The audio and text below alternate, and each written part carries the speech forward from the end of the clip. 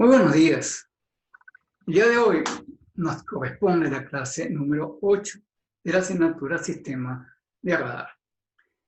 El día de hoy nosotros nos vamos a enfocar en algunas señales indeseadas que aparecen en nuestra pantalla de radar, las cuales, en términos generales, las vamos a denominar clutter. Y vamos a ver más adelante, pues, nos vamos a dedicar primero que todo a tratar de identificar cuáles son las fuentes de clutter y inclusive tratar de cuantificar cuánto es la magnitud de la señal interferente y de qué manera, de alguna manera, pudiésemos cancelar o aminorar esos efectos. Entonces, sin más, vamos a compartir pantalla y vamos a decir, bueno, aquí tienes entonces cuál es la agenda para el día de hoy, en la cual, justamente, como les decía, vamos a hablar qué es clutter, cuál es una fuente y cómo pudiésemos hacer algo para cuantificar y de alguna manera cancelar los efectos. Bueno, entonces, como decíamos anteriormente, que el clutter es todas aquellas señales, todos aquellos ecos que aparecen en nuestra pantalla de radar que no son deseados. ¿Qué puede ocasionar el clutter? Bueno, puede producir el mar, el terreno que está alrededor de nuestra instalación de radar, la lluvia, el granizo, cualquier otro efecto meteorológico. Inclusive los pájaros pueden producir señales indeseables.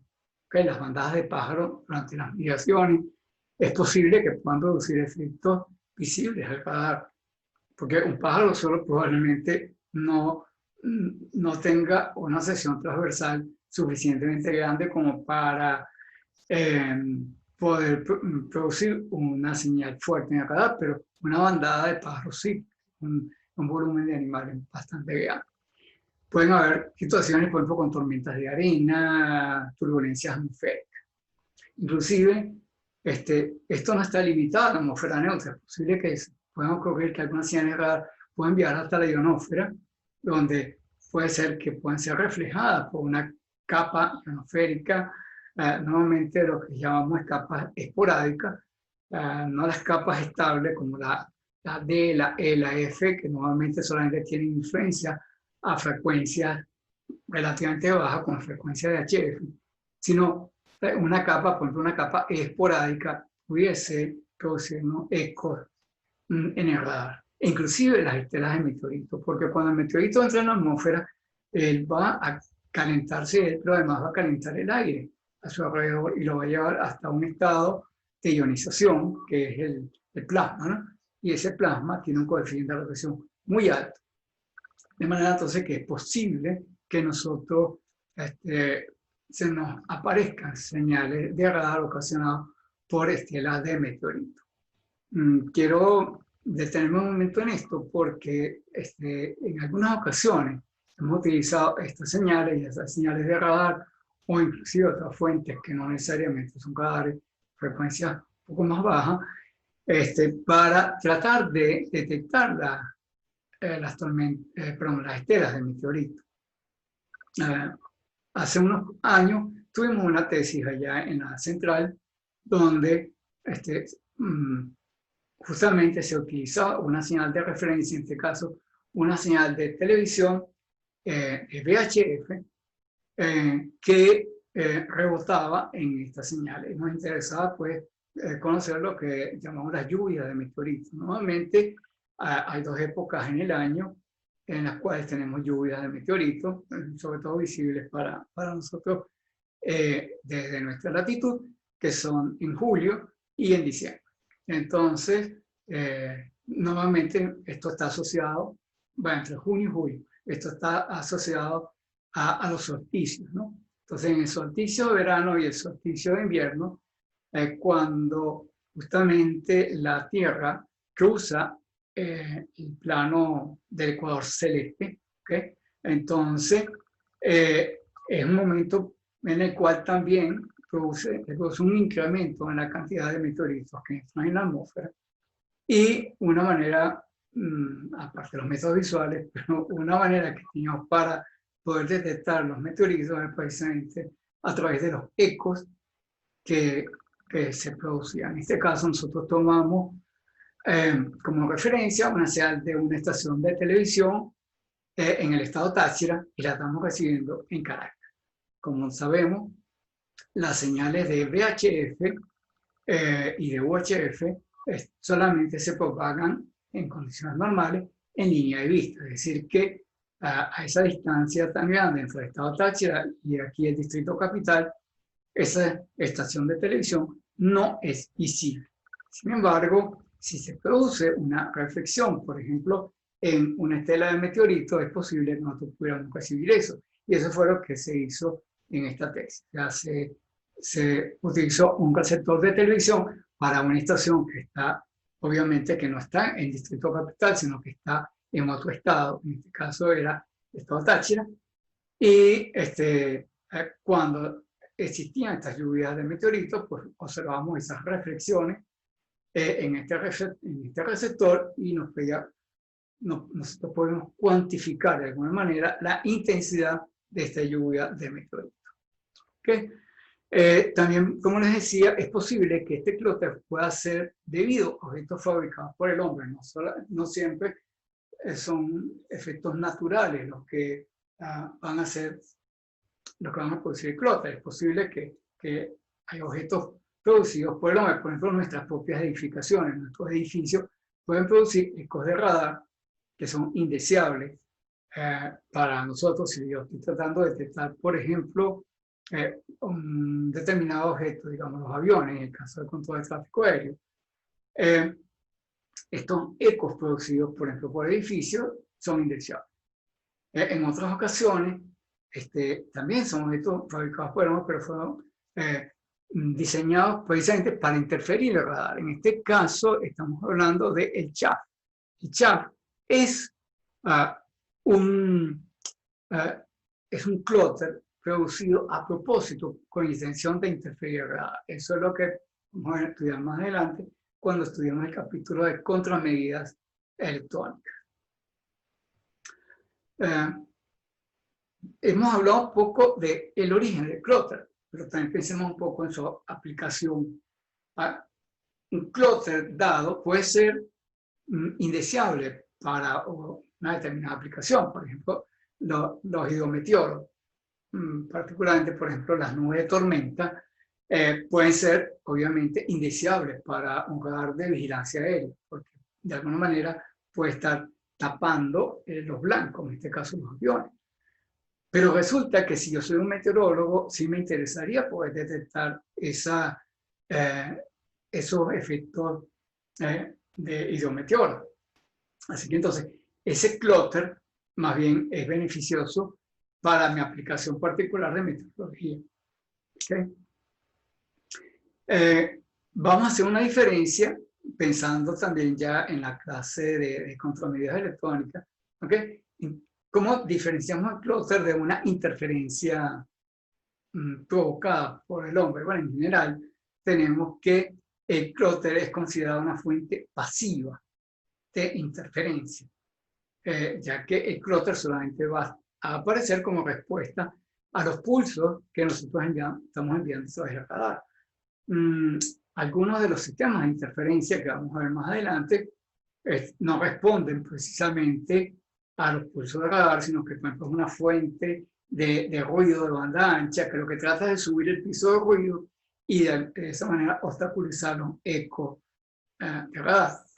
Es una forma, por cierto, muy primitiva de hacer interferencia, pero la vamos a estudiar.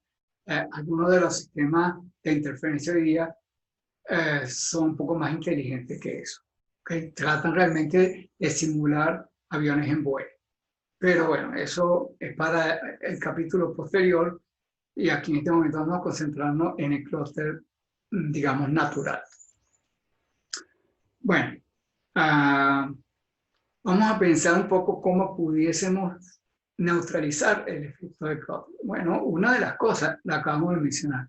El clúster, siendo una respuesta a los ecos de radar y que generalmente está localizado en una zona del espacio, tiende a ser estático o cuasi estático. ¿ok? Más bien prefiero utilizar la palabra estacionario. Entonces lo que va a suceder es que desde el punto de vista del radar, cuando yo hago un barrido, ¿ok? Yo voy a tener que esos clústeres van a quedar en mi pantalla prácticamente siempre en el mismo sitio, en tanto que el blanco se mueve mucho más rápidamente. Entonces eso pudiera ser un criterio para poder diferenciar el clúster de los blancos.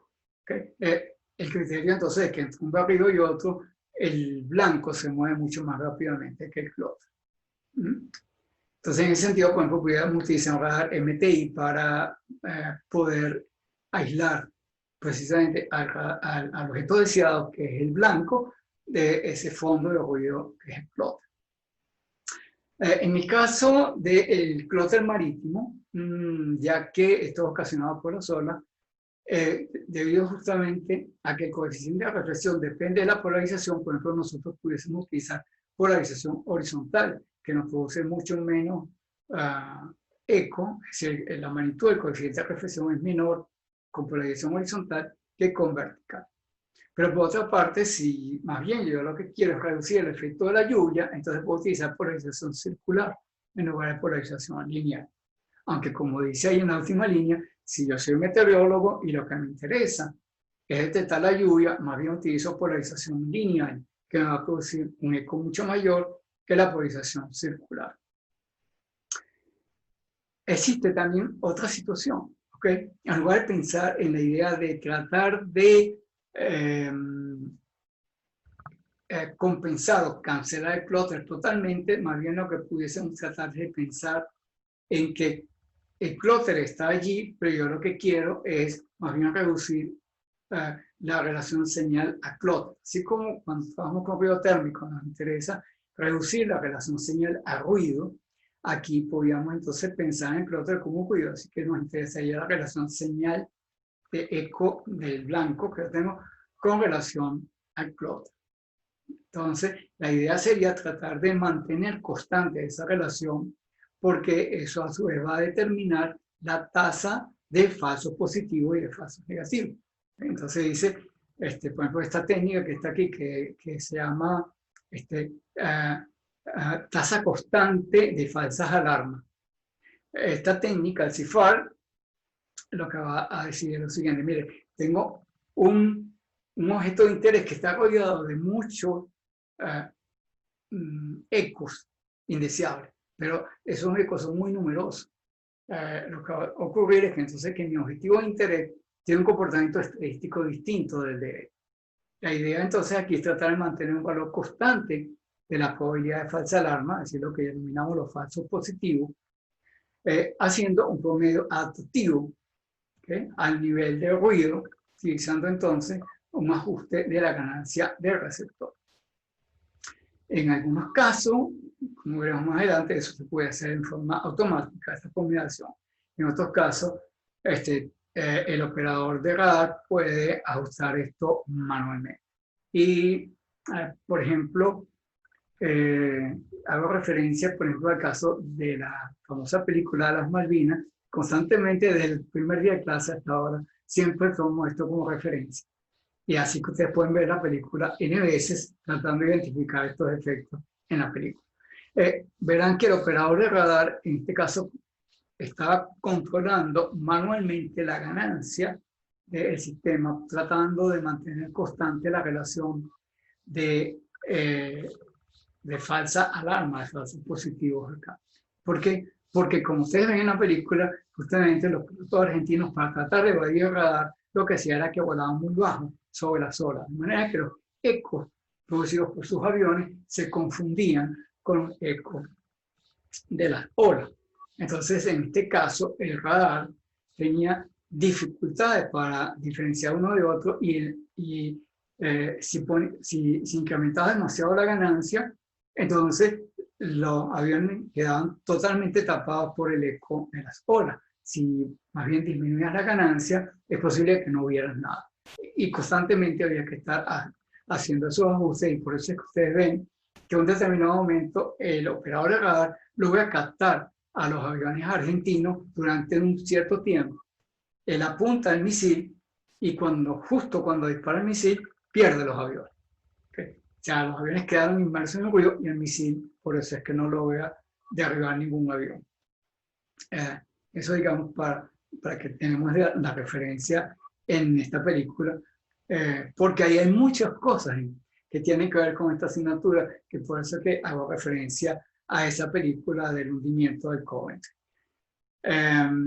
Bueno, entonces, volviendo sobre lo que nos ocurre aquí, bueno, vamos a ver más adelante que a veces los ecos producidos por la topografía, inclusive pueden superar los ecos producidos por el mar. Y volviendo a la película, vean ustedes que la cuadrilla de aviones se separa cuando ya están llegando a lo que llamamos el ambiente táctico, al área de confrontación. ¿Okay? Dos de los aviones continúan volando sobre el mar, pero los otros se desvían para volar sobre la isla de San Carlos.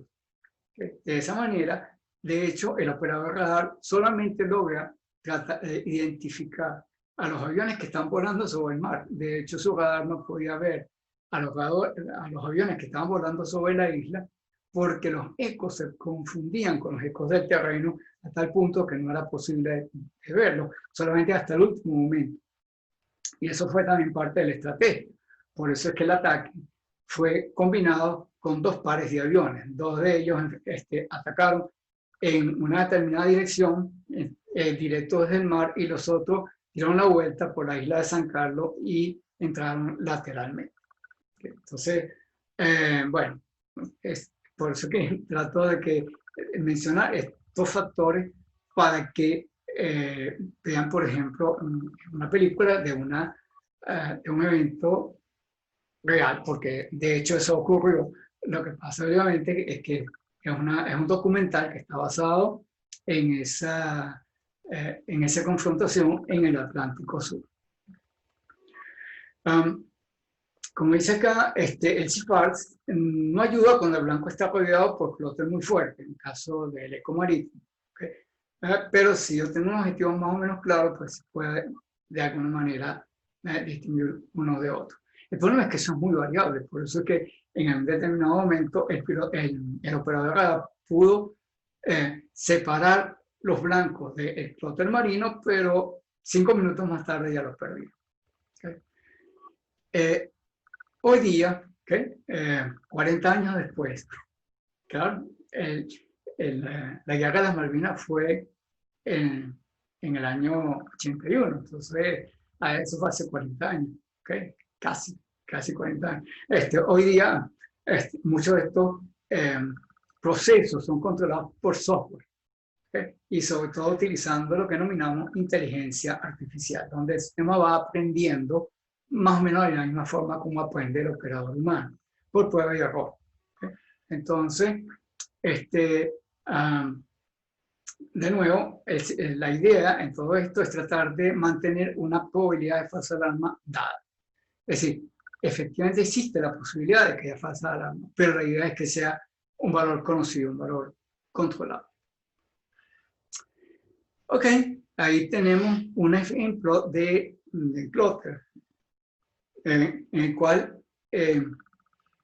la señal de radar pegaba directamente en el objeto y se volvía. Pero también es posible que tengamos clúster por multitrayectoria.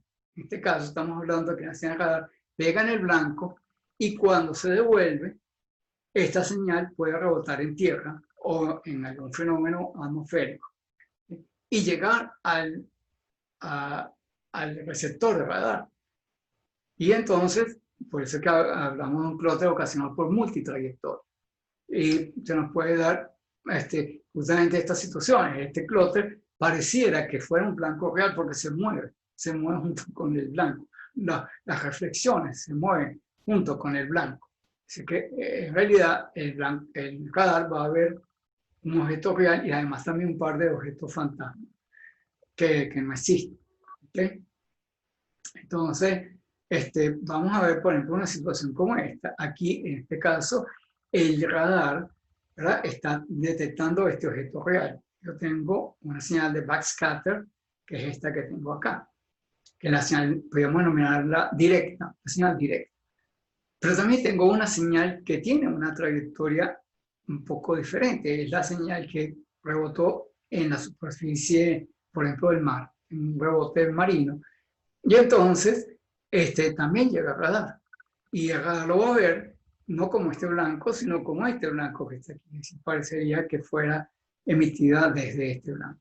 También es posible que la señal haya sido, sea multitrayectoria, haya sido producida por alguna irregularidad en la atmósfera neutra. Por ejemplo, un ducto elevado.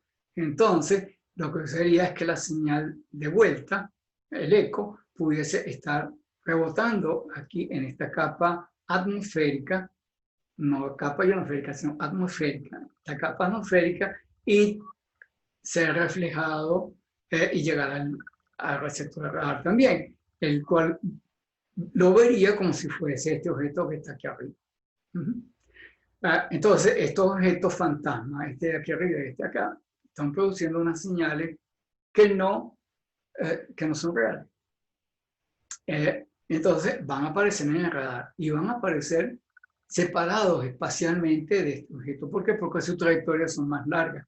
Recuerda, trayectoria más larga significa mayor retardo de tiempo, y en radar, tiempo es distancia. Así que lo que va a suceder es que el radar vería a estos objetos a mayor distancia que el objeto real. Entonces, ¿cómo pudiésemos intentar eliminar o desechar esos ecos falsos? Bueno, una alternativa pudiera ser justamente pensar, bueno, pero este eco me está viniendo a una altura incorrecta. Es decir, si este eco viene de aquí, correspondería que un avión estuviese volando por dentro de la Tierra, lo cual ya sabemos que no ocurre, ¿verdad? Los aviones no vuelan por dentro de la Tierra. Así que yo tengo que dar un criterio para poder eliminar este blanco que está acá. Y este que está arriba, déjeme pensar. Entonces uno llega y dice, bueno, el problema con este es que está volando a una altura incorrecta, o puede ser que la señal esté acompañada de jitter. ¿Por qué? Porque estas capas ionosféricas que están aquí obviamente no son perfectamente, no es una superficie suave, perfectamente reflectora, como quizá pudiera ocurrir con una superficie de un lago tranquilo, ¿okay? O el mar cuando está en calma. Entonces, puede haber irregularidades acá, lo cual va a introducir cambios de fase que van a producir jitter. Así que en el radar, eso vería como la señal estuviera vibrando en la pantalla del radar, porque esos cambios de fase se van a también interpretar como cambios de distancia. Así que entonces ese objeto estaría como vibrando en la pantalla del radar, cosa que de nuevo no es físicamente posible. Así que entonces pudiésemos tener esto como un criterio. De nuevo, entonces aquí interviene mucho la experiencia del operador de radar para poder separar uno de otro, y como diría, parte de esa experiencia puede ser utilizada para el entrenamiento de los sistemas automatizados. Eso es particularmente importante hoy día con los radares de control de tráfico aéreo. ¿Okay? En aeropuertos particularmente, digamos, que tienen muchísimo movimiento, la cantidad de aviones en vuelo es muy grande. Yo tengo que tener eso muy en cuenta. Mi controlador de tráfico aéreo tiene que ser capaz de identificar los aviones reales del control. Imaginémonos la ciudad de Nueva York. En la ciudad de Nueva York el tráfico aéreo es muy grande, tanto así que tienen 3 aeropuertos. Por una parte tenemos el JFK, el John F. Kennedy, tenemos La Guardia, ¿okay? Tenemos Newark. ¿Okay? Así que entonces, esos 3 aeropuertos que rodean a la ciudad de Nueva York, la cantidad de aviones que están volando es muy grande. Y tenemos que tener, mis operadores de tráfico aéreo tienen que ser capaces de separar los aviones unos de otros. Otro aeropuerto muy importante que tiene muchísimo tráfico aéreo es Atlanta. ¿Okay? De hecho, Atlanta solo, ¿okay? Tiene una cantidad de tráfico que es mayor de cualquiera de los 3 aeropuertos de Nueva York, aislados. Claro, si suman los 3 aeropuertos, el JFK, el Newark y La Guardia, si superan Atlanta, pero cada uno de ellos por separado manejan menos aviones que lo que maneja Atlanta.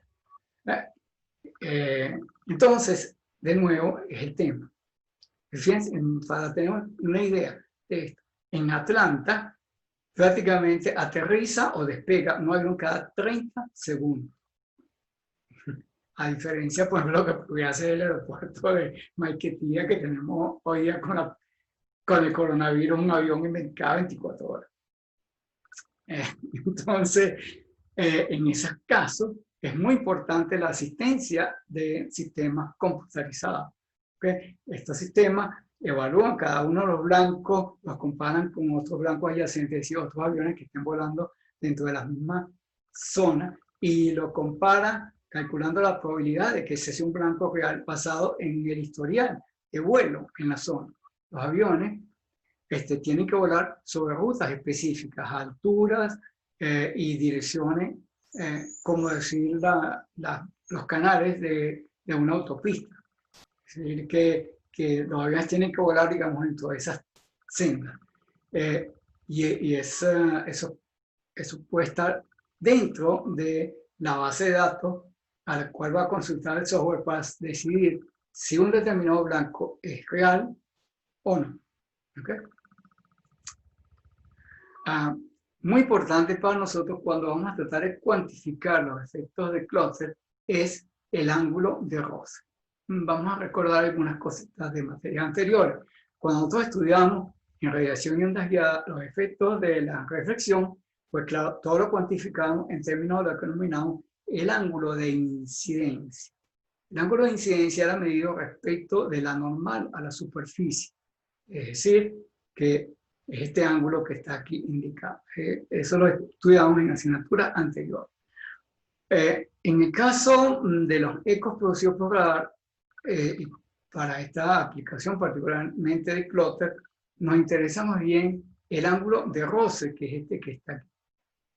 Es decir, el ángulo medido con respecto a la horizontal, a la tangente en la superficie. Por tanto, el ángulo de roce es el complementario del ángulo de incidencia. ¿Y por qué hacemos eso? Bueno, porque en general los efectos que vamos a estar observando están ocurriendo a ángulos bajos, ángulos de roce bajos. Entonces, una de las cosas que vamos a tener que el ángulo con que sale la señal de radar en esta dirección donde está el clúster, ya, si yo tengo una torre de radar que está a una cierta altura sobre el terreno, ¿verdad? Lo que va a suceder es que esta señal está saliendo, como decimos, hacia abajo, está por debajo de la horizontal. Eso lo denominamos el ángulo de presión. Y como la Tierra no es plana, lo que va a suceder es que la horizontal aquí no es igual a la tangente acá. Por tanto, el ángulo de roce y el ángulo de presión no son iguales. ¿Okay? Son diferentes. Serán cada vez más diferentes cuanto mayor es la distancia al horizonte de esto. Entonces, bueno, ahora vamos a entrar a tratar de cuantificar los efectos del clúster. Y vamos entonces a mencionar, digamos, dos situaciones. Una, cuando el efecto es producido precisamente por una superficie, ya sea el mar o la tierra. Y eso lo vamos a denominar clúster superficial. Queremos diferenciar esto, por ejemplo, de clúster volumétrico, que es aquel ocasionado, como dice, en volumen grande, como puede ser el clúster producido por la lluvia, otro fenómeno atmosférico, y aunque no está incluido acá, también las bandadas de pájaros. Entonces, pensemos entonces en lo siguiente: el clúster no es ocasionado por un punto, ¿okay? No es puntual, no es como el objeto, no es como el avión, que es un objeto que es puntual, ¿verdad? Bueno, a la distancia que lo estoy observando desde acá, sino que lo que va a suceder es que está distribuido en un área extensa. Entonces, cuando nosotros vamos a tratar de describir los efectos del clúster, es preferible hacerlo en función de lo que denominamos densidades de sección transversal de radar. en lugar del valor absoluto, porque esas densidades, ¿verdad? Están distribuidas en un área extensa y luego van a ser integradas por el patrón de radiación de la antena para producir efectivamente un valor sumado, un valor integrado de estos ecos. Y como les decía anteriormente, hicimos una descripción, una clasificación de clúster entre clúster superficial y clúster volumétrico, así que las definiciones de estas densidades van a ser distintas para los dos tipos. Por ejemplo, en el caso del clúster superficial, definimos una cantidad que denominamos sigma cero, ¿okay? Se denomina sección transversal por unidad de área. Y que podíamos definirlo como el cociente del sigma producido por, o sea, en la sección transversal real producida por un área dada dividido entre la magnitud de esa área. Es decir, esta sigma cero es el cociente, esta sigma c entre el área. Por ejemplo, pensemos entonces que estemos iluminando una zona de terreno que tiene una determinada área y me produce un eco que tiene equivalentemente una sección transversal de radar sigma c. Si yo digo esa sigma c entre el área física, eso es lo que denominamos sigma cero, es la sección transversal por unidad de área. En el caso de este clúster distribuido volumétricamente, más bien hablamos de la reflectividad. En este caso, esta reflectividad, en lugar de estarla dividiendo por el área de la sección transversal, la dividimos entre el volumen del clúster. ¿Okay? De nuevo, pensando en nubarrones, pensar en fenómenos meteorológicos o en bandadas de pájaros. Si la bandada un determinado volumen, entonces la sección transversal, ese volumen de señal de ecointerferencia, ¿verdad? Si yo lo divido por el volumen, tengo entonces la reflectividad. Bueno, vamos a comenzar hablando primero el clúster superficial. La idea es tratar de hallar cuánto valdría esa sigma cero de que hemos hablado anteriormente. Y vamos entonces a tratar de plantearnos un modelo para poder nosotros llegar justamente a una definición, podemos llamarlo matemática, un modelo matemático para esa densidad sigma cero. Bien, entonces consideremos la siguiente situación. Yo tengo mi señal emitida por la antena de radar que está a una cierta altura h sobre el terreno.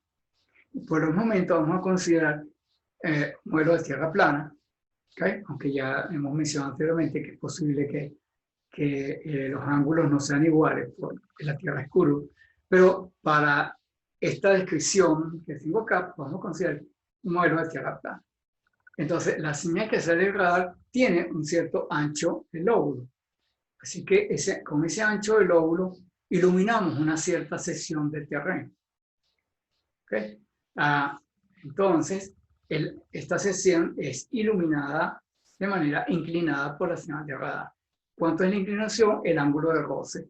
Este ángulo de roce phi es la inclinación con el cual se ilumina al terreno. Y eso va a tener, esa área va a tener un largo y un ancho. El ancho, voy a referir primero al ancho y después voy al largo. El ancho de la sección vendría básicamente por el ancho del lóbulo. Así que si este radar, si esta señal tiene un ancho de lóbulo sigma b, a la distancia r, entonces el ancho promedio de esa área sería r por zeta b. Creo que eso es más o menos obvio. Ahora vamos a ver el largo. El largo depende de otra cosa. Depende del largo del pulso, del tiempo que dura el pulso. Lo que va a ocurrir es que el pulso de radar tiene una duración tau. ¿Okay? Ya nosotros hemos visto desde el primer momento, si estoy utilizando un radar pulsante, yo tengo un pulso que tiene una cierta duración y luego lo apago, espero los ecos de radar. Así que durante el tiempo que dure este pulso, eso me va a determinar el largo de la sesión interferente, vamos a decir acá. Entonces, vamos a tener que la señal de radar, digamos, venía aquí, tengo un frente de onda, vamos a ponerlo plano. ¿Okay? Acá todos los puntos que están hasta que llegan aquí, todos los puntos que tienen la misma fase, tienen el mismo tiempo recorrido. Sin embargo, una vez que entramos en el terreno, ¿okay? Lo que va a ocurrir es que los pulsos se van a ir propagando hasta alcanzar un valor máximo que tiene que ver con la duración. ¿Okay? De hecho, entonces va el largo de esta sesión va a ser C por tau dividido por 2. ¿Por qué dividido por 2? Porque recuerden que en el caso de radar, la longitud es doble, porque es el trayecto de ida y el de vuelta.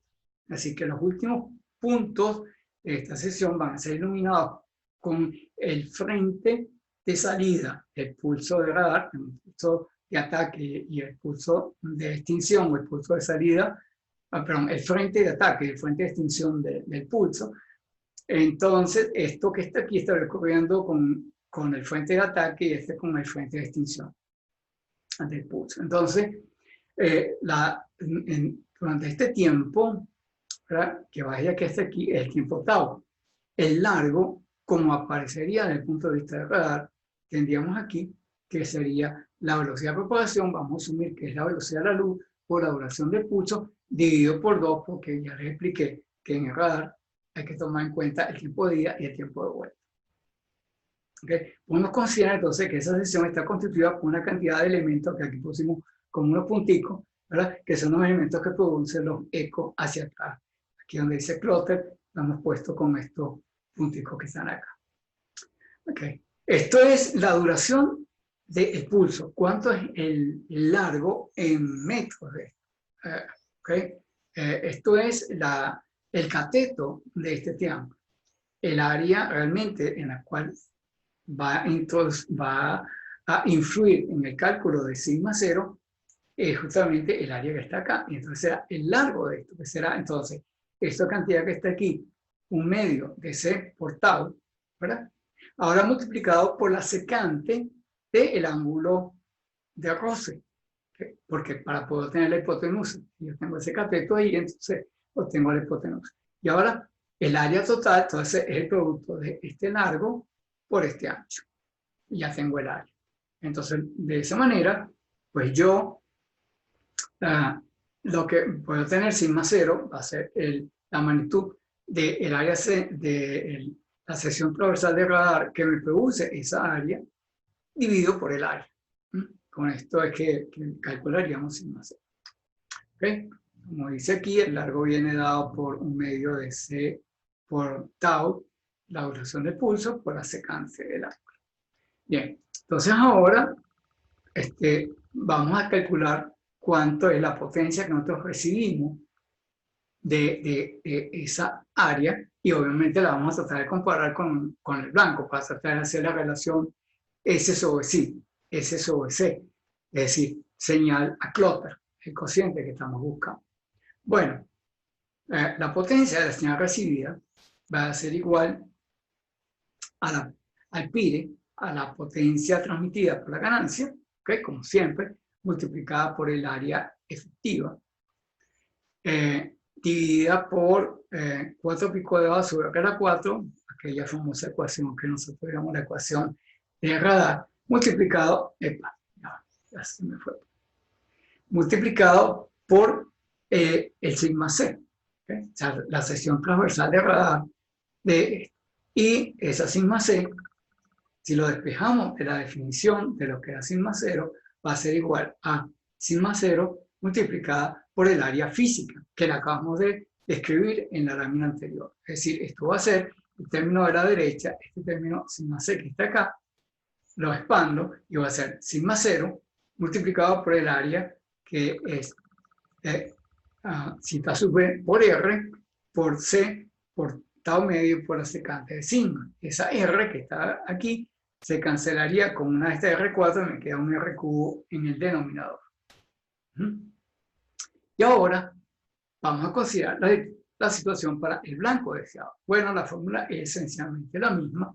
Lo único que ahora, en lugar de tener como sección transversal sigma C, tengo la sección transversal del blanco, la sigma T. Y ahora lo que vamos a hacer es que vamos a dividir una por la otra para hallar cuánto vale la relación señal a clúster. Ok, esa relación entonces será la sigma del blanco dividida por sigma 0 por la distancia R por zeta B, el ancho del lóbulo, el ancho angular. ¿Okay? Por C por tau medio por secante de phi. ¿Okay?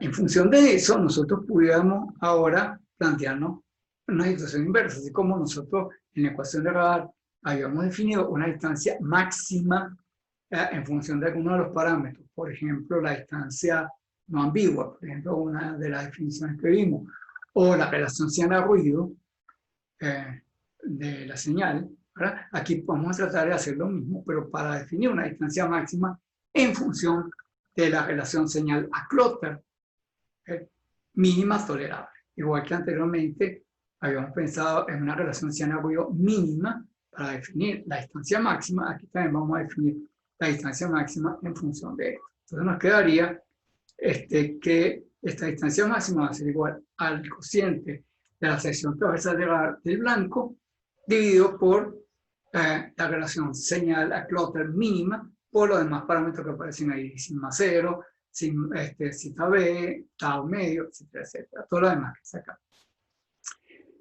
¿Por qué razón hemos introducido esto? Porque estamos asumiendo que el efecto del clúster es mucho mayor que el de ruido térmico del receptor. Porque alguien diría, bueno, entonces, ¿para qué calculamos ruido térmico hace 3 o 4 clases? Si aquí vamos a tener esto. Bueno, no estoy sustituyendo una por la otra, sino estoy diciendo, en estas condiciones, si el clúster me produce un eco mucho mayor que el de ruido térmico, entonces el elemento dominante va a ser el clúster. Y eso obviamente me va a reducir la distancia. ¿Okay? Por ser que al ser la cantidad S sobre C mayor que S sobre N, entonces lo que va a ocurrir es que la distancia máxima dominada por el clúster va a ser más pequeña que la distancia máxima dominada por el ruido térmico. Ahora veamos un caso distinto. Ahora veamos una incidencia casi perpendicular, como ocurriría, por ejemplo, el caso de un altímetro radar. El avión está volando y está apuntando hacia la Tierra. En este caso, el frente de onda va a ser prácticamente plano. Es decir, ahora ya no va a venir dominado por la duración del pulso. El área más bien va a venir determinada es por el ancho del lóbulo de la antena. Me voy a devolver un momentico un par de láminas hacia atrás para enfatizar este tema. ¿Ok? Lo que yo les estaba comentando, pues, aquí, cuando se sale el radar, todos los puntos hasta acá, todos los puntos del frente de ondas tienen el mismo retardo. ¿Okay? Ese frente de ondas es un frente de fase constante. A medida que transcurre el tiempo en el cual está iluminado esto por el pulso, ¿verdad? Teníamos este efecto que fue el que describimos anteriormente. Pero ahora, ¿qué pasa? Cuando este ángulo está muy inclinado, digamos casi vertical, como el caso que yo escribo del altímetro, pues lo que va a suceder es que no va a existir esta diferencia de tiempo acá. Lo que va a determinar entonces el área iluminada es simplemente el ángulo zeta B. ¿Okay? El ancho del haz del radar es el que va a determinar el área iluminada. Entonces, tanto en ancho como en largo. Ya no es tanto la duración del pulso. ¿Okay? Entonces, veamos esto acá. La situación es diferente cuando estoy precisamente pensando en el altímetro. Lo que ocurre más bien entonces es que cuando mucho pues va a ser determinado por el ancho del lóbulo de radiación en la dirección phi.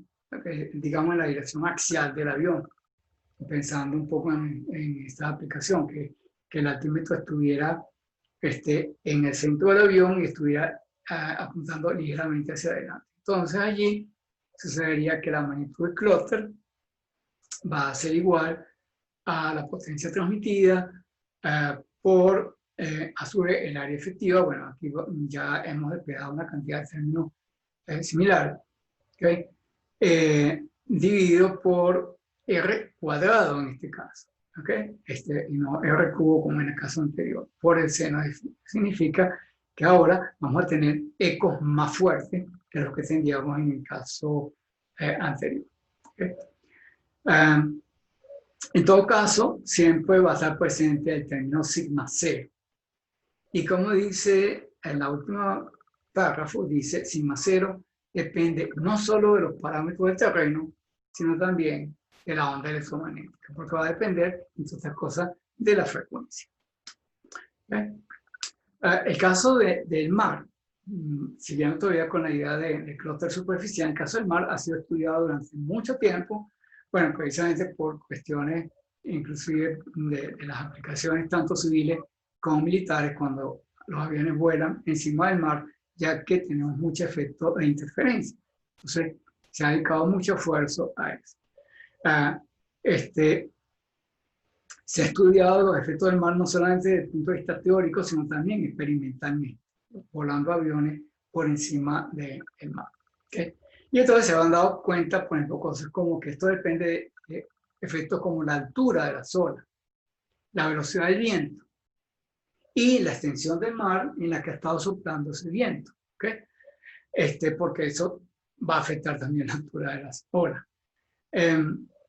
Otra de las cosas que importa es la dirección del viento con relación a la dirección que está apuntando el radar. ¿Por qué? Porque las olas se van a levantar en la dirección perpendicular al viento, casi siempre. ¿Okay? Entonces eso también va a influir me interesa saber el frente de las olas, o sea, la característica de las olas con relación a la señal de radar, si le estoy incidiendo perpendicularmente o si le estoy incidiendo con un cierto ángulo, que depende obviamente del viento. ¿Okay? Otra de las cosas que también influye es la dirección de la marea. Obviamente las olas no solamente son producidas por el viento, sino también por la marea. Y la marea, ustedes ya saben, es en realidad ocasionada, entre otras cosas, por la posición relativa de la Luna respecto de la Tierra. Más bien un efecto gravitacional. ¿Qué otra cosa tenemos aquí? Nosotros tenemos que la magnitud del coeficiente de reflexión puede deberse, entre otras cosas, a la salinidad del mar y sobre todo a la presencia de contaminantes que puedan afectar la tensión superficial del agua. Depende de la polarización, la frecuencia, el ángulo de roce de la señal de radar. Me voy a detener un momentico acá sobre este tema. ¿Cómo podemos aplicar esto para algunas situaciones de la vida real? Algunos de ustedes probablemente habrán visto en los noticieros que cuando ocurre un accidente de un buque petrolero en el mar y se produce derrame de petróleo, muchas veces los noticieros muestran imágenes de radar para mostrar la mancha de petróleo. ¿Okay? ¿Qué es lo que sucede con esto? El petróleo, nuevamente los compuestos del petróleo, los compuestos más livianos, quedan flotando sobre la superficie del agua. Los más pesados, como el asfalto, se hunde, pero en general el petróleo queda flotando, básicamente porque compuestos livianos, como la gasolina, la nafta, etcétera, etcétera, quedan flotando en la superficie del mar. Y esto produce un cambio en la tensión superficial del agua de mar. Y en consecuencia esto produce una disminución en los ecos de radar. Cuando yo veo el plotter, que produce el mar en el radar, yo voy a encontrar que donde está la mancha de petróleo se ve negro en el radar. ¿Y por qué se ve negro? Porque disminuyen los ecos. Los ecos de radar disminuyen en esa zona porque hay una disminución en la tensión superficial del agua. ¿Okay? Entonces, bueno, dice una disminución, una afectación en la tensión superficial del agua. Antes que los químicos me vengan a corregir, prefiero aclarar que es una afectación, ¿okay? Más que una disminución de la tensión. En realidad lo que es una disminución de los ecos de radar. Entonces, lo que sucede es que esa zona se ve negra, al radar me refiero. Probablemente a simple vista, okay, si yo tengo un avión volando encima, uno puede ver la mancha, pero se ve normalmente mucho más intenso el contraste de los ecos de radar de la zona donde está la mancha de aceite a donde está el mar, digamos, libre de contaminantes.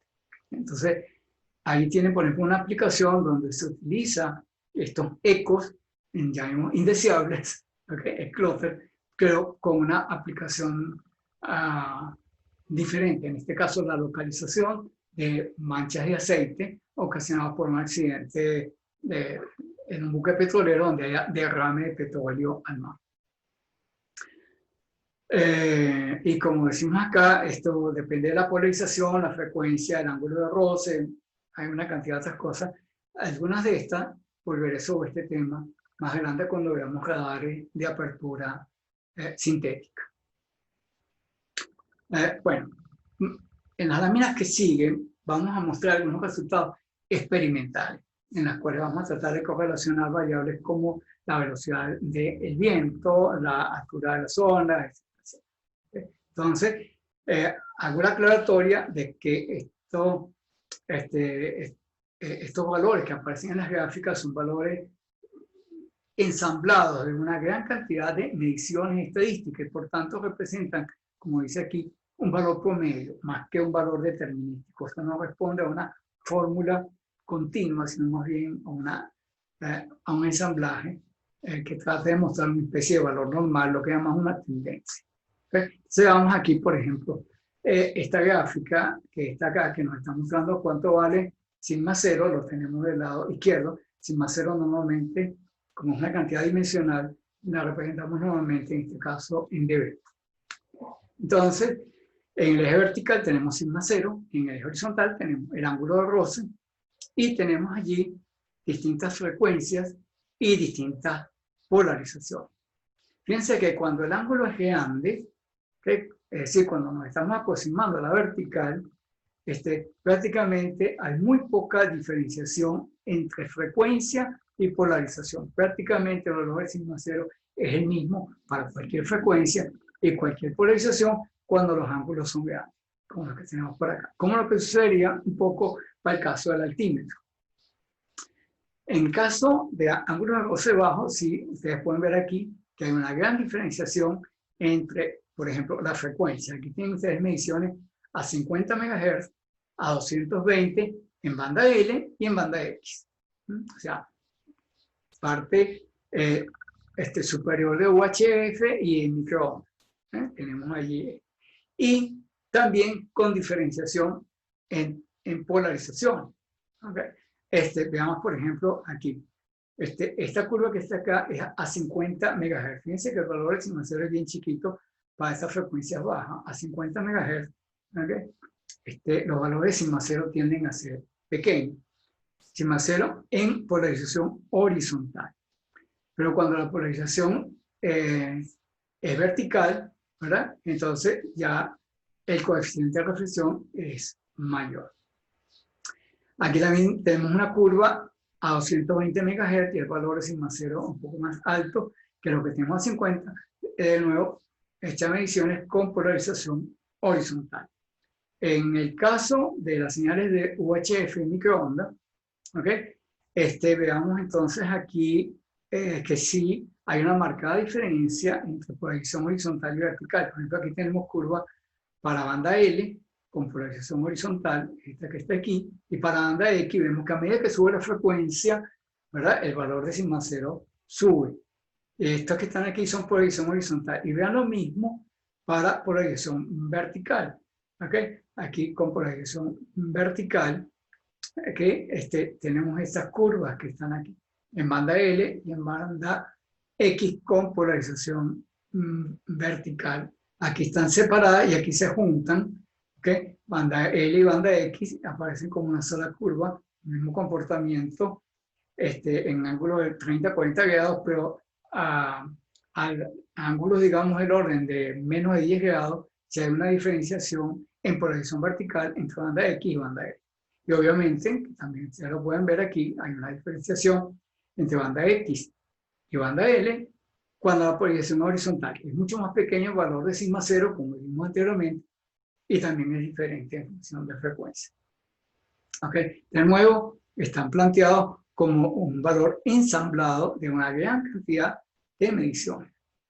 Aquí estamos viendo el efecto de la frecuencia de la polarización. Ahora vamos a ver otros efectos que yo mencioné en la lámina anterior. Aquí en este caso me refiero a que el parámetro que estamos variando es la velocidad del viento. ¿Okay? De manera indirecta también esa velocidad del viento va a afectar la altura de la zona. Y entonces lo vamos a hacer aquí a la misma banda de frecuencia. Vamos a utilizar banda X, pero vamos a utilizar dos polarizaciones. La gráfica de arriba es para polarización vertical y la gráfica de abajo es para polarización horizontal. ¿Okay? Esta que está aquí, vertical, y esta es horizontal. Como ya habíamos mencionado en la lámina anterior, los valores en polarización horizontal son más pequeños que en polarización vertical. Y aquí, a simple vista, bueno, si ustedes comparan esta gráfica con esta, pues van a ver que los valores tienen tendencia a ser más bajos. Vemos aquí lo siguiente: a medida que aumenta la velocidad del viento, se incrementa el valor de sigma cero. Entonces, entonces vean estos puntos que están aquí, ¿verdad? Son, corresponden pues a distintas mediciones hechas en banda X, a un ángulo de elevación de 10 grados. Y vemos entonces que a medida que se incrementa la velocidad del viento, ¿verdad? Se incrementa el valor de sigma cero, tendiendo asintóticamente a este valor que está acá. Es decir, que si el mar estuviera en calma, por tanto, las olas serían muy bajas. También sucede que el efecto del clúster marino disminuye. ¿Okay? Es decir, vean ustedes cómo cambia dramáticamente con las primeras variaciones del viento. A medida que el viento empieza a incrementarse, pues se incrementan las reflexiones desde el mar. Por lo que les decía, porque eso produce un incremento en la altura de la zona. Bueno, pudiésemos tratar de hacer un estudio estadístico de este clúster marino. Bueno, una de las cosas que pudiésemos hacer, digamos, dentro de esas suposiciones, es pudiésemos considerar que cada uno de los elementos dispersores de las ondas se comporta de manera independiente. De manera que las amplitudes de los ecos producidos por los elementos dispersores pudiéramos considerar que están distribuidas en forma gaussiana.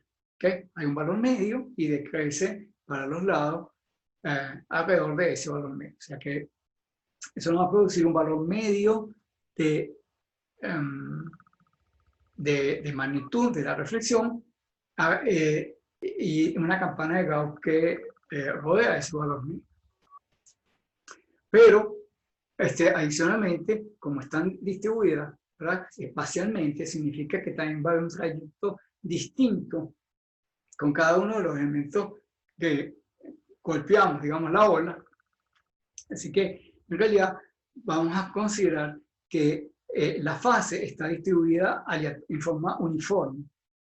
Y entonces, vamos a decir que la fase presentan una distribución uniforme y las amplitudes presentan una distribución gaussiana. La combinación de los dos, amplitud y fase, para tener la magnitud de la señal completa, pues sigue una distribución de Rayleigh, como hemos visto a su vez en otras asignaturas que tienen que ver con este tipo de comportamiento, ¿verdad? Donde las amplitudes en una señal multitrayectoria, las amplitudes están distribuidas de forma gaussiana y las fases están distribuidas de manera uniforme. Entonces la suma de las dos produce una distribución de Rayleigh, que es la que tenemos acá, donde P sub B es la probabilidad, la función densidad de probabilidad correspondiente a una determinada amplitud del envolvente. ¿Okay? Y sigue pues la forma típica que ya conocemos de Rayleigh, donde el término de la derecha, ¿verdad?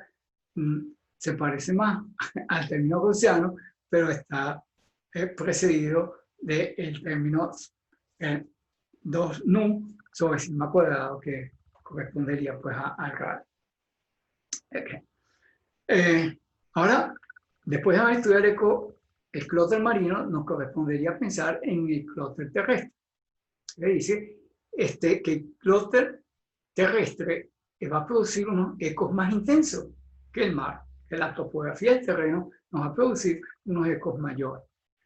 La otra cosa es que la topografía es mucho más compleja que lo que puede ser el caso de las olas del mar. Hemos visto, por ejemplo, que el mecanismo de formación de las olas depende del viento y toda una serie de otras cosas. El terreno no está modelado por el viento. Lo que determina la forma del terreno está modelado por eso de muchos años, muchos cientos de años en ocasiones. Y entonces es muy distinto de la que una ola en la cual los efectos están ocurriendo, podemos decir, en tiempo real. Entonces, es mucho más difícil de modelar el clúster terrestre que el clúster marino. En general tenemos que recurrir más a modelos empíricos a través de mediciones de mucho tiempo sobre distintos terrenos y tratar de inferir una tendencia a partir de eso, buscando correlacionar algunos efectos como veremos en láminas posteriores. ¿Okay? Entonces, como dice que por esta razón, a pequeños ángulos de roce es mucho más difícil para detectar un blanco que vuela sobre tierra que sobre mar, que fue lo que yo les comenté en la película, ¿verdad? Los aviones que estaban volando sobre la isla de San Carlos fueron mucho más difíciles de detectar por el radar que los que venían directamente sobre el mar. Entonces, solamente los vieron a última hora cuando ya los tenían encima. Volviendo sobre esto, vemos que el clúster es mucho más difícil de cuantificar y de clasificar que el clúster marino. ¿Por qué? Porque tenemos distintos materiales que constituyen el terreno. En el caso marino, esencialmente tenemos agua del mar, salvo el caso que yo mencioné cuando tenemos contaminantes, ¿no? Pero en el caso de la tierra, pues tenemos muchos materiales. Como vamos a ver entonces luego, vamos a tratar de diferenciar qué es lo que pasa cuando yo tengo estructuras de concreto, cuando tengo asfalto, cuando tengo bosques con plantas, etc. Eso lo vamos a ver en la siguiente lámina. ¿Okay? Cuando trato de pensar en un modelo matemático para esto, obviamente ya empezamos a pensar en la permitividad como un tensor cartesiano en lugar de simplemente un escalar. ¿Por qué? Porque esto le va a dar propiedades direccionales a los elementos dispersores. El elemento escalar no tiene esa direccionalidad. ¿Okay? Entonces, resulta que si yo estoy efectuando una medición, si el avión está volando en la misma dirección del camino o si está volando perpendicularmente a él, el comportamiento es distinto. Y en general va a suceder con casi todas las estructuras. Ok, aquí nosotros, como les decía, tengo unos estudios experimentales. ¿Okay? Esas son mediciones. Y entonces más bien lo que se establece como unas bandas, ¿no? Por eso que se le llama aquí límites o bandas de retornos de radar medida banda X. ¿Okay? Ya estamos en banda X, de este clúster terrestre. Entonces, vamos a analizar. Tenemos dos gráficas, una para polarización horizontal y otra para polarización vertical. Y se ha tratado, como le digo, de alguna manera tomar en cuenta algunos efectos. Obviamente, el eje horizontal es el ángulo de roce y, como siempre, a la medida que el ángulo de roce crece hacia la vertical, obviamente los valores de sigma cero tienden a subir, como en el caso que también vimos para el caso marino. ¿Okay? Ese comportamiento sí más o menos es similar en este caso. Veamos entonces, fíjense, la curva que me produce mayor reflexión es la que está aquí identificada como ciudad, que es la banda de arriba. En general, lo que va a suceder es que la ciudad en general va a producir unas reflexiones más intensas. En el caso de polarización horizontal, tenemos mayores reflexiones por parte de los elementos de la ciudad, refiero a las casas, los edificios. Si vemos la curva en polarización vertical, vemos que también hay un comportamiento bastante intenso para la ciudad, que es esta curva, pero aparece inclusive, sí, en general, perdón, es esta que está aquí arriba, aquí está puesto con una gráfica distinta. Entonces aquí tenemos la ciudad que está aquí arriba, con la inclinación hacia la izquierda, en el caso de la de abajo está puesta hacia la derecha. ¿Okay? Y el terreno cultivado produce mayor reflexión en el caso de polarización vertical que en la horizontal. Este elemento, perdón, es que aquí pusieron una gráfica distinta, o sea, una representación diferente para ciudades que terreno cultivado en general. El terreno cultivado tiende a producir mayores reflexiones con polarización vertical que con horizontal, porque en general es la cantidad de humedad que tiene el terreno cultivado, o sea, que es un terreno que se riega, ¿verdad? Y como también lo habíamos visto en el caso del mar, la polarización vertical me produce mayores reflexiones que la horizontal. Eso también se replica de alguna manera aquí en el terreno cultivado. En el caso entonces de polarización horizontal, vean ustedes esta segunda franja que está acá, esto es terreno cultivado. El terreno cultivado produce menos reflexiones que la que produce la ciudad. Pero la situación de alguna manera se invierte en el caso de polarización vertical acá. El terreno cultivado produce mayor reflexión que la ciudad. O sea, esto que está acá, aunque obviamente hay partes donde se solapan, ¿no? Bien. El asfalto produce menos reflexión que el terreno cultivado y que la ciudad. ¿Okay? Vean aquí, la autopista, tanto con polarización horizontal como con vertical, producen menos reflexión que lo que produce el terreno cultivado. Y el concreto todavía produce menos reflexiones en cualquiera de las dos polarizaciones. Aquí pueden ver los efectos de un camino hecho de concreto en lugar de un camino asfaltado. ¿Okay? Entonces, un camino de concreto va a producir mucho menos reflexiones que el camino asfaltado y, por supuesto, que todo lo demás. Entre otras cosas, que lo que va a ocurrir es que en el caso, estamos hablando acá, el concreto, el camino, es horizontal. ¿Okay? Tenemos esto aquí. Entonces, muy pocas reflexiones van a estar ocurriendo en esta dirección, ¿okay? Si el camino es más o menos suave. ¿Okay? En el caso de la ciudad, lo que va a ocurrir es que hay muchas más reflexiones porque lo que va a ocurrir es que tengo los elementos, en general se mueven, están, las casas, los edificios, son elementos, digamos, de alguna forma volumétricos, emergen, digamos, sobre el piso, y eso obviamente va a producir mucho más eco al radar, especialmente a ángulos bajos, ¿verdad? Muy bien. Vamos a ver ahora los efectos del clima. ¿Ok? ya describimos los efectos sobre Mars. Hoy vamos a ver ahora qué pasa con los fenómenos atmosféricos. Bueno, de nuevo, esto es muchísimo más difícil de modelar, tanto analíticamente como experimentalmente. Entonces el problema es que, por ejemplo, tenemos unas cosas. La lluvia no solamente va a producir eco por señales retrodispersadas, sino que también absorbe energía de microondas, y no solamente la producida por la señal de radar que le está incidiendo la lluvia, sino la señal que viene de vuelta hacia el blanco. Así que ella tiende a enmascarar, tapar el blanco. Si yo tengo un avión que está volando en un entorno donde hay lluvia, los ecos de radar del avión se ven disminuidos de alguna forma por la absorción que hace la propia lluvia.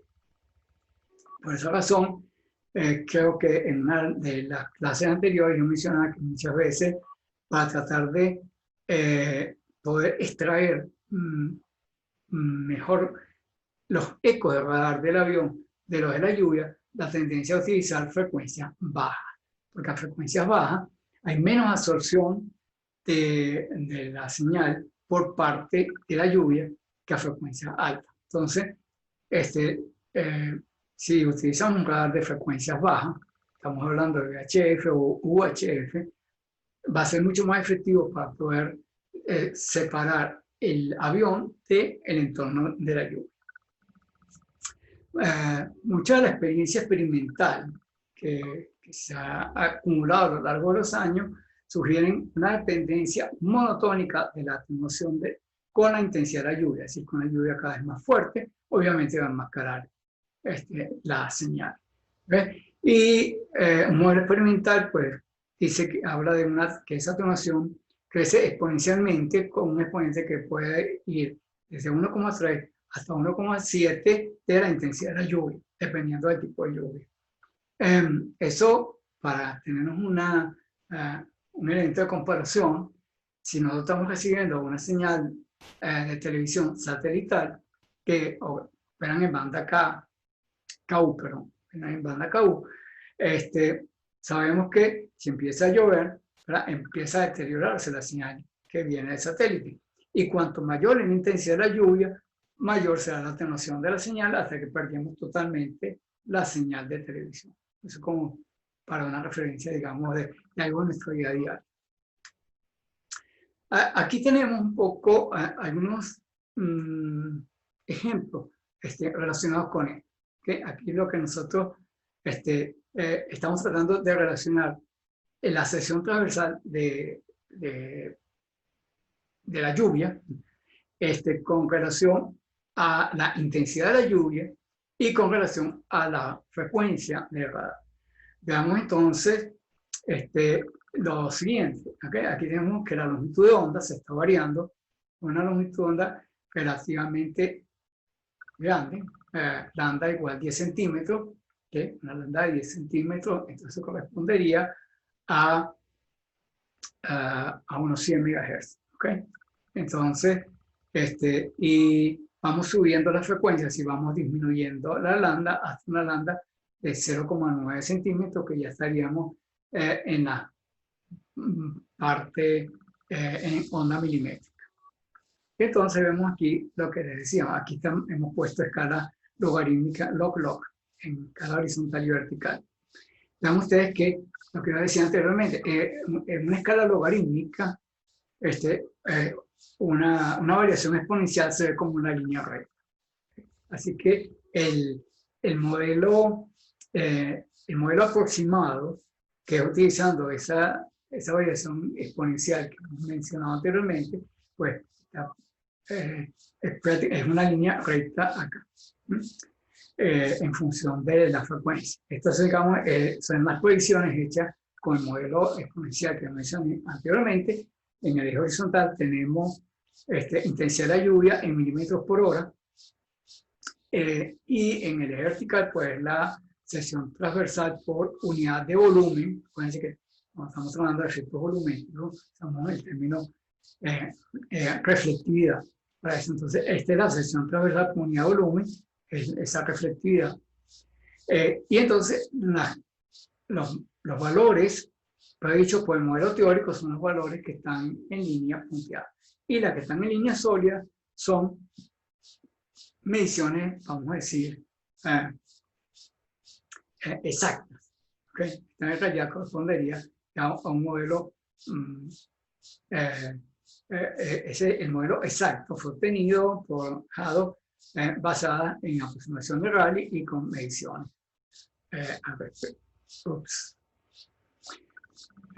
Muy bien, entonces creo que ya esta sería la última lámina. Vamos a cerrar aquí y haciendo un resumen, nos hemos dedicado al estudio del clutter, entendiendo por clutter esas señales indeseables en el radar, cuyo origen pues, son debido a situaciones en el entorno del sistema de radar. Por ejemplo, puede ser ocasionado por el mar, puede ser ocasionado por el terreno, puede ser ocasionado por edificios, objetos que están ubicados en la cercanía y que de alguna manera obstaculizan la visión del blanco que yo deseo. Eso en términos generales, por ejemplo, para esas aplicaciones de vigilancia aérea o de control de tráfico aéreo, en el cual me interesa poder distinguir los aviones claramente y poder tomar decisiones al respecto.